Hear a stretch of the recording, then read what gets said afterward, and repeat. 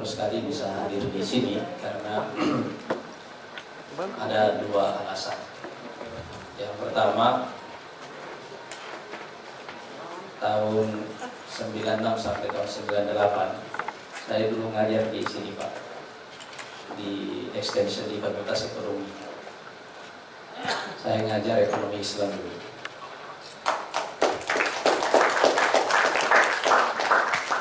Tapi ada cerita sedihnya juga, karena tahun 98 saya ikut program S2. Waktu itu ada program yang baru dibuka di sini, ketua programnya Bu Sri Mulyani, MPKP. Saya angkatan pertama di situ dengan saudara Fahri waktu itu. Tapi pada malam ujian semester pertama, kita lagi mengusung ADART partai yang harus didaftar segera. Jadi saya tidak ikut ujian dan sejak itu tidak pernah datang lagi.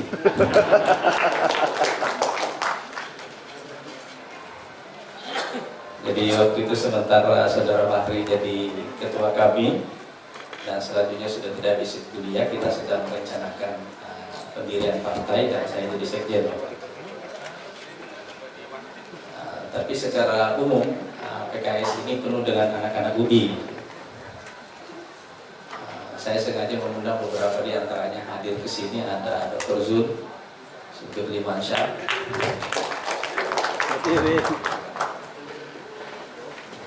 dan ini ada saudara Syafran Badri, ini anggota Komisi 1. Beliau ini adalah ketua tim pemenangan pemilu di PKS. MIPA kalau saudara, MIPA dulu ya. Jadi Prof, ini kita PKS ini salah satu user terbesar dari alumni UI ini. Alasan kedua, karena di tengah public distrust yang begitu besar kepada partai politik sekarang, hampir bisa dipastikan bahwa acara-acara yang diselenggarakan oleh partai politik itu tidak mendapatkan sambutan yang memadai dari masyarakat karena distrust itu tadi. Termasuk terutama diantaranya adalah proses penetapan calon presiden di banyak partai politik yang tidak melibatkan adanya public engagement. Sehingga ada kita merasakan bahwa acara-acara yang diselenggarakan oleh partai itu bisa tidak efektif. Sementara kita akan melakukan satu perhelatan politik yang sangat penting yang menentukan masa depan bangsa kita. Jadi lembaga-lembaga netral seperti kampus secara khusus ini benar-benar diperlukan untuk hadir, berpartisipasi, memberi kontribusi dalam proses perhelatan ini supaya ada usaha yang kuat membuat demokrasi kita ini lebih berkualitas. Dan dengan menghadirkan para pimpinan partai politik ke kampus seperti di UI ini, saya kira kita memaksa semua partai politik untuk mempertanggungjawabkan ide-idenya secara akademik.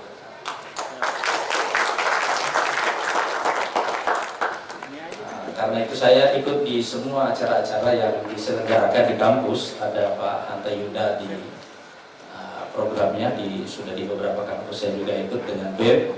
Forum Rektor juga menyelenggarakan, saya juga ikut, dan yang di sini juga diselenggarakan. Dan saya kira ini menjadi lebih penting lagi, terutama karena ini pertama kali kita terlibat dalam satu perhelatan politik di mana hampir semua media owner, pemilik media, menjadi partisipan. Dan kita bisa memahami bagaimana impact-nya situasi ini dalam proses pemberitaan. Jadi lembaga-lembaga netral begini saya sangat mengapresiasi bahwa mereka terlibat secara sangat bertanggung jawab. Saya ingin mengucapkan terima kasih kepada Budi secara khusus. Hal kedua yang ingin saya sampaikan adalah biasanya dalam penyampaian ide-ide begini kita bicara di 3 level, Pak. Level pertama adalah level yang menyangkut identitas. Level kedua adalah interest, level ketiga adalah approach atau metode. Di level identitas biasanya kita bicara tentang visi ke depan. Sedangkan di level interest kita bicara agenda. Dan di level approach kita bicara tentang kepemimpinan.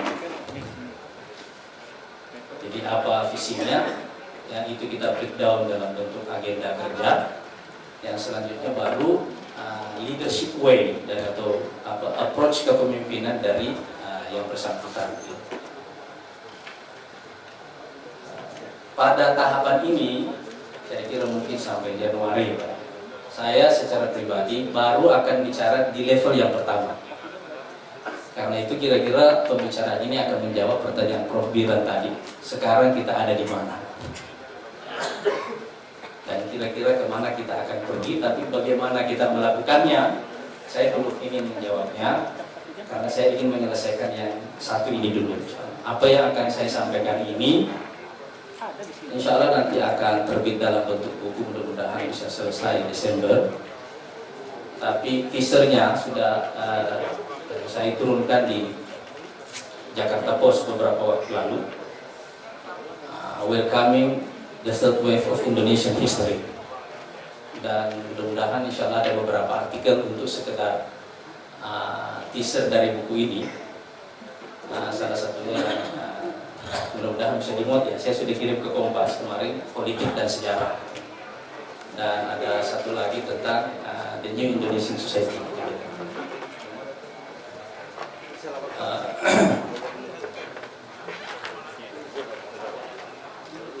Biasanya kalau kita mendengarkan penyampaian visi misi seperti ini, politik itu gampang terjebak kepada kerja marketing. Dalam kerja marketing ini biasanya mereka melakukan contrasting, dan karena ada usaha melakukan contrasting seperti itu, biasanya 3 level yang saya sebutkan tadi, identitas, interest, dan approach itu tadi, itu saling tercampur, saling bercampur dan tidak sistematis. Nah, saya ingin menjelaskan pertama kali adalah cara pandang saya terhadap masalah yang dihadapi oleh Indonesia.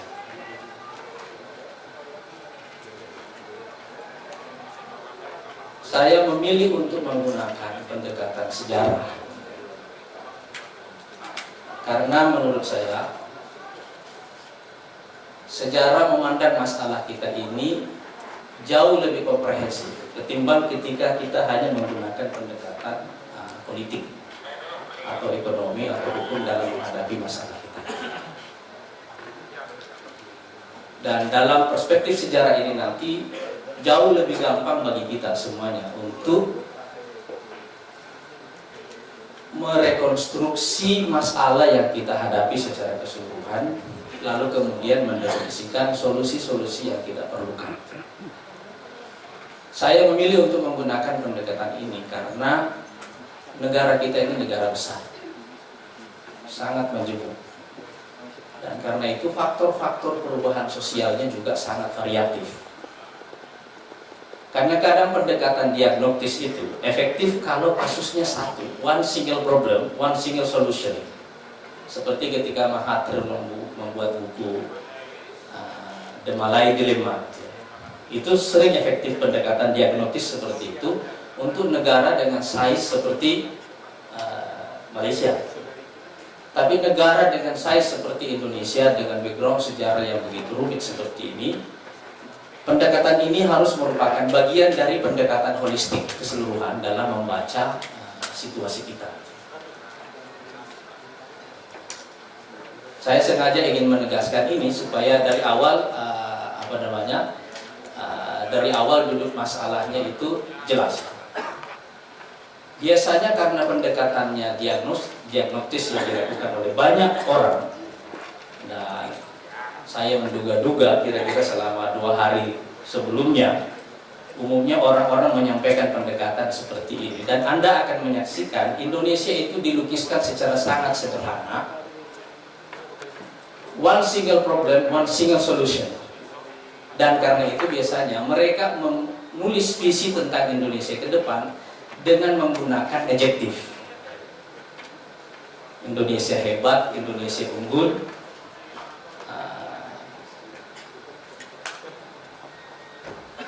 Indonesia tangguh, Indonesia bermartabat. Bahkan ada juga yang disesuaikan dengan namanya gitu, singkatan namanya itu, Indonesia adil, makmur, dan bermartabat, AMM, karena namanya begitu. Saya tidak membayangkan negara sebesar Indonesia ini direduksi visinya dengan cara sesederhana itu. Ini adalah pengantar untuk apa yang ingin saya sampaikan di dalam sesi ini. Saya membagi sejarah Indonesia ini. Saya bukan sejarawan ya, cuma membaca secara otodidak saja. Saya membagi sejarah Indonesia ini dalam 3 gelombang besar. 2 diantaranya sudah kita lalui, yang 1 baru akan kita lalui. Dan itu yang membuat menurut saya pemilu 2014 yang akan datang ini bukan hanya akan menjadi saksi dari suatu proses shifting of power, tapi yang lebih penting dari itu adalah shifting of history. Ini akan menjadi peralihan gelombang sejarah. Gelombang pertama dalam sejarah Indonesia ini saya sebut sebagai gelombang menjadi Indonesia. Gelombang kedua adalah gelombang menjadi negara bangsa modern. Gelombang ketiga saya belum punya nama, tapi nanti saya akan sebutkan ciri-cirinya.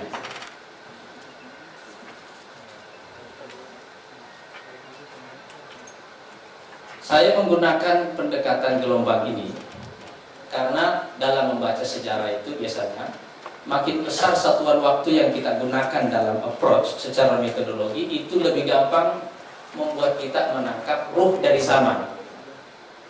Karena setiap gelombang itu ada yang membutuhkan waktu lebih lama, misalnya dalam sejarah kita itu di gelombang pertama, dan ada yang membutuhkan waktu lebih pendek, misalnya di gelombang kedua, dan kemungkinan sekali gelombang ketiga juga bisa lebih pendek. Itu biasanya ditentukan oleh berapa besar dan berapa banyak faktor-faktor perubahan sosial yang ada dalam masyarakat itu yang mendrive secara keseluruhan jalannya perubahan-perubahan dalam masyarakat itu. Gelombang pertama dalam sejarah kita berlangsung sejak abad ke-17, 18, 19 sampai pertengahan abad 20. Ini yang saya maksud gelombang menjadi Indonesia. Gelombang kedua berlangsung sejak masa Orde Lama, Orde Baru, dan era reformasi sampai sekarang. Jadi sejak proklamasi sampai sekarang. Nah, gelombang ketiga baru akan kita mulai.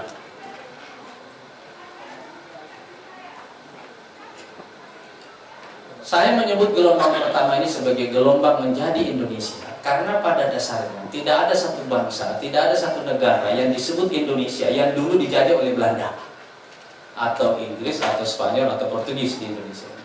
Indonesia ini adalah sebuah ide, sebuah gagasan yang lahir dari kesepakatan, dan itu membedakan kita secara keseluruhan dengan banyak bangsa-bangsa lain di dunia. Saya mengambil batasan tentang dari abad ke-17 karena ide tentang Indonesia ini pada dasarnya, termasuk Indonesia sebagai istilah sendiri, itu baru muncul pada pertengahan abad ke-19.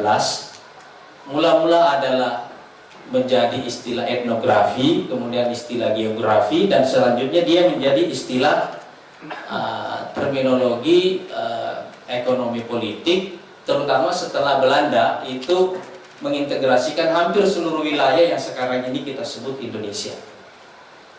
Jadi sebelum penjajah Eropa datang ke kawasan ini, tempat ini, kawasan ini dulunya itu adalah sebuah kawasan yang dihuni oleh banyak sekali etnis dan banyak kerajaan-kerajaan kecil.